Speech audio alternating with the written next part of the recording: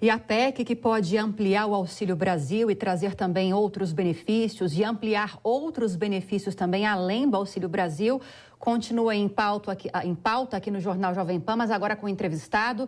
A gente vai conversar com o senador Alessandro Vieira, do PSDB de Sergipe. Senador, bem-vindo, boa noite. Boa noite, é um prazer estar falando com vocês.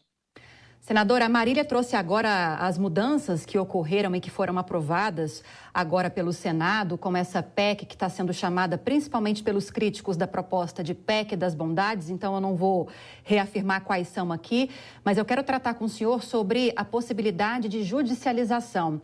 Muito tem se falado, principalmente pela oposição, pelos críticos, que é uma manobra para fugir da legislação eleitoral e que é até inconstitucional sobre alguns vieses. Quero te ouvir a respeito disso, senador.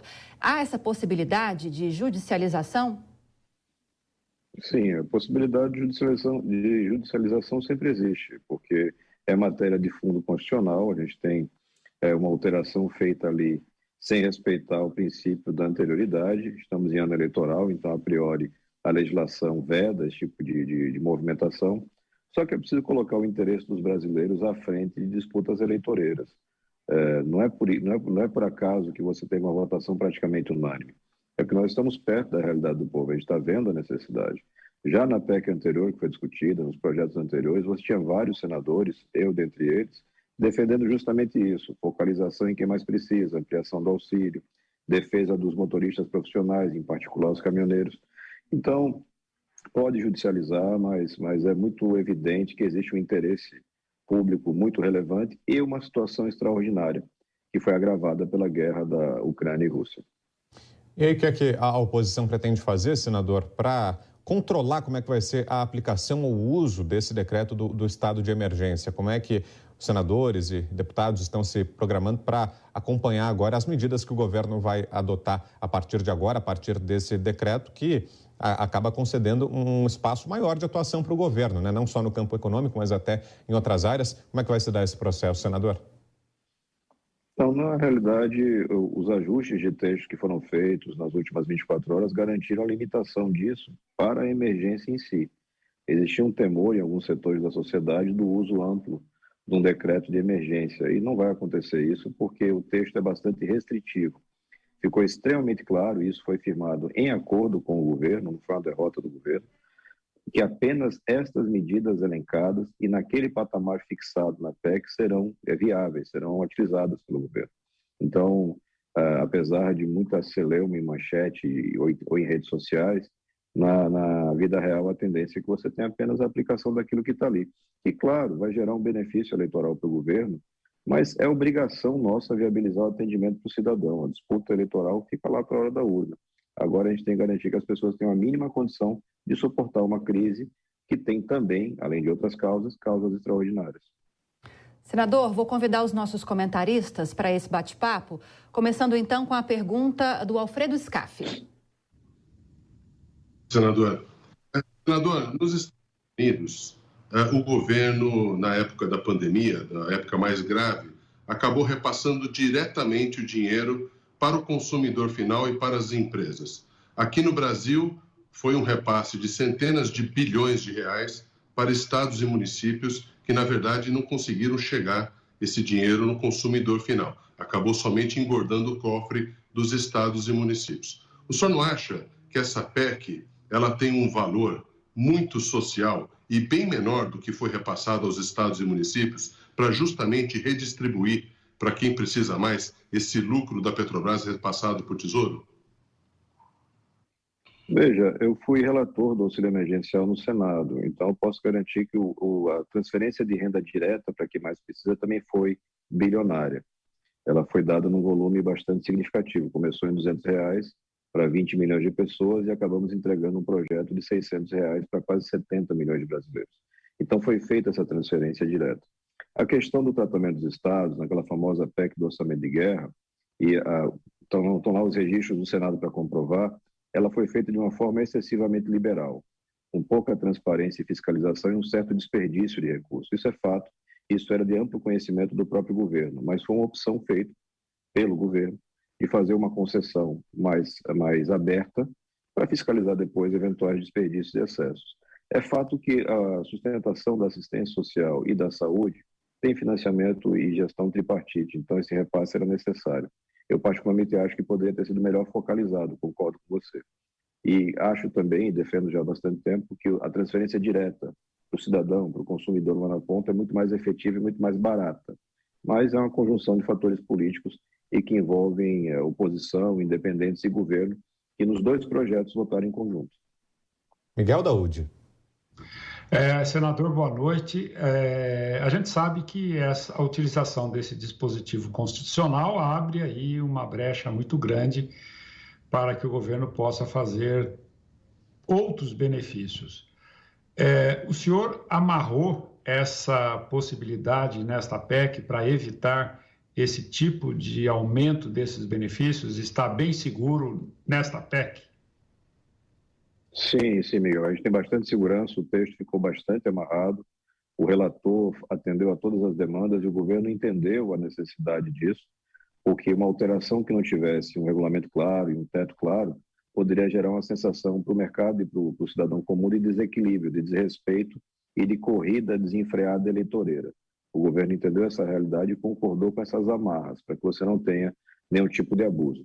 É claro que você pode ter discussão judicial, é claro que alguém pode tentar passar da linha, mas o texto aprovado pelo Senado não permite esse tipo de interpretação. A gente espera que a Câmara dos Deputados mantenha a mesma linha de conduta. Cris. Senador, boa noite. O senhor estava falando ali dos vários acordos que foram feitos para que, enfim, as categorias mais necessitadas fossem atendidas, e eu vi que foi incluído um auxílio gasolina para taxistas. E havia alguns senadores defendendo que também se estendessem aos motoristas de Uber, que pelo jeito ficaram de fora. Por que os taxistas entraram e como é que o Senado vai lidar caso haja essa pressão também dos motoristas de Uber, que é um serviço análogo dos táxis? A diferenciação foi só pela existência do cadastro, pela clareza do cadastro dos taxistas. Era mais fácil. Você, nesse momento, a gente tem que lembrar que essa é uma PEC que tramitou de forma muito rápida. E não existe um cadastro tão transparente, já público, de motoristas de aplicativos. Existe um acordo consensual, governo, oposição. O projeto deve ser puxado pelo líder do MDB, o Eduardo Braga, para que se faça também uma concessão análoga para motoristas de aplicativo, em um outro formato legislativo, certamente. A gente tem que entender que essas pessoas são impactadas de uma forma diversa, porque o meio de sustento deles depende diretamente do combustível. A gente brinca de forma triste, né? Porque essa crise desempregou o desempregado. Aquele cidadão que perdeu seu emprego formal e partiu para o aplicativo, hoje não consegue rodar, porque não consegue compensar uma coisa na outra. Então a expectativa é que esse conjunto de medidas, mudanças tributárias, a gente espera também uma mudança de política na Petrobras, uma redução da margem de lucro da empresa, que é muito expressiva, maior do que seus concorrentes. Essas mudanças de destinação de transferência de renda direta, esse conjunto protege o consumidor brasileiro. É o que a maioria dos países, de uma forma ou de outra, está fazendo.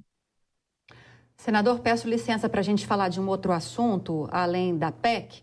Não sei se o senador está com a gente ainda, mas eu faço a pergunta, acredito que foi só um probleminha de conexão. Aí, já está com a gente. Senador, vamos falar um pouquinho de outro assunto que também ganhou os veículos de comunicação ao longo dessa semana, principalmente, que é a CPI do MEC. Como estão as articulações para a criação dessa comissão?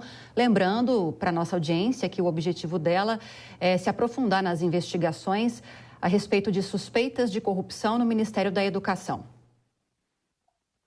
Eu sou favorável a qualquer tipo de apuração, sempre. Eu acho que a investigação favorece as pessoas honestas, aqueles que não têm nada a temer.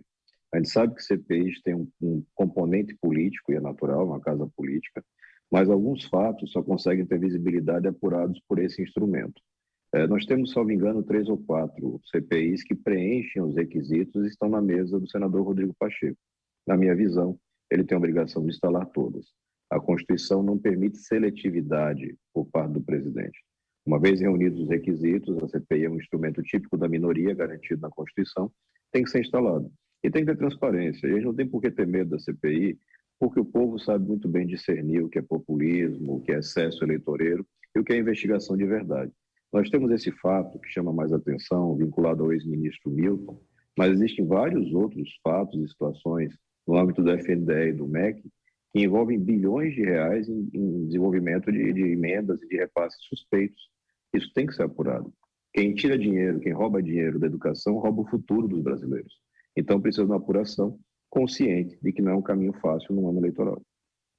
E o que é que o senhor acha da ideia que foi ventilada, a proposta, senador, de que nessa CPI sejam unidos dois temas, além das suspeitas sobre a atual gestão do MEC, sobre o governo Bolsonaro, que também sejam investigadas nessa mesma CPI as obras paradas e mal aplicação de recursos da educação durante governos do PT, que seria uma saída costurada para que os dois lados ali da polarização ficassem contemplados, fossem investigados tanto os governos do PT quanto o atual governo Bolsonaro. O que é que o senhor acha dessa saída, senador? Eu não vejo problema nenhum. Acho que a compatibilidade dos dois requerimentos não é tão clara. Mas nada impede, eu sou favorável a todas as apurações. A gente tem que apurar isso. As obras inacabadas, as fraudes, a roubalheira que aconteceu no passado não é menos importante do que está acontecendo hoje. É claro que os fatos que são contemporâneos, eles geram mais apelo, chamam mais atenção. Mas limpar essa história toda, passar limpa essa história toda, é muito importante para o Brasil encontrar caminhos efetivos de uma mudança, de uma virada de página. Não dá para ficar arrastando tanto esqueleto no armário. A gente tem que lembrar que vários dos personagens que a gente identifica hoje, envolvidos nesses novos escândalos, são personagens que já participaram de escândalos em governos passados. A gente tem que ter essa clareza, levar essa clareza para o cidadão brasileiro e, da melhor forma possível, apurar. Então, não faço nenhum tipo de objeção, caso seja esse o entendimento do senador Rodrigo Pacheco, que é o presidente da Casa.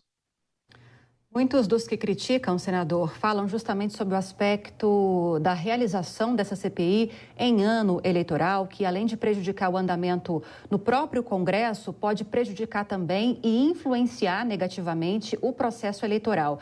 Esse tipo de crítica faz sentido para o senhor? Eu entendo a preocupação dos membros do governo de que tem um prejuízo eleitoral para o presidente Bolsonaro e para aqueles ligados a Bolsonaro que hoje são candidatos, mas a Constituição não permite esse tipo de exceção, esse tipo de liberalidade para que você decida. Não é hora de investigar. Eu posso ter um crime em curso, eu posso ter gente roubando bilhões da educação, mas espera, não vou investigar, porque pode causar prejuízo a alguém. Se Bolsonaro tem convicção, sua equipe tem convicção de que não cometeu nenhum crime, não há por que temer apuração. Pelo contrário, a apuração bem feita é um atestado de honestidade. E a gente já viu isso em vários momentos. Mais ainda se você tiver a hipótese de apuração de fatos de governos anteriores. Porque, eu repito, é muito importante, na minha visão, que as pessoas entendam que corrupção não é ideológica, corrupção é crime. É praticada em governos de esquerda, de direita, sempre que os mecanismos de controle e fiscalização falham. Eles vêm falhando há muito tempo. Então, a apuração é favorável, acho que para o Brasil como um todo, mas a gente tem que ter essa clareza, cobrar do Senado, cobrar dos senadores, postura sóbria, equilibrada, transparente, foco na investigação, sem discursos midiáticos, sem tanto teatro, tanta tentativa de buscar, seja macular a imagem de alguém com fins eleitorais, seja enaltecer sua própria imagem também com fins eleitorais. Acho que o Senado tem a obrigação de dar uma contribuição sóbria nesse momento tão difícil que o Brasil vive, de polarização, de crise econômica e social. E acho que a gente tem condição de fazer esse trabalho. Se não fizermos, vai ser um atestado de fracasso. Pois bem, acabamos de conversar com o senador Alessandro Vieira, do PSDB de Sergipe, falando a respeito da aprovação no Senado da PEC que pretende ampliar alguns benefícios sociais já existentes e criar outros, e também das articulações para a possível abertura da CPI do MEC. Senador, obrigada pela entrevista e uma ótima noite. Para vocês também, boa noite.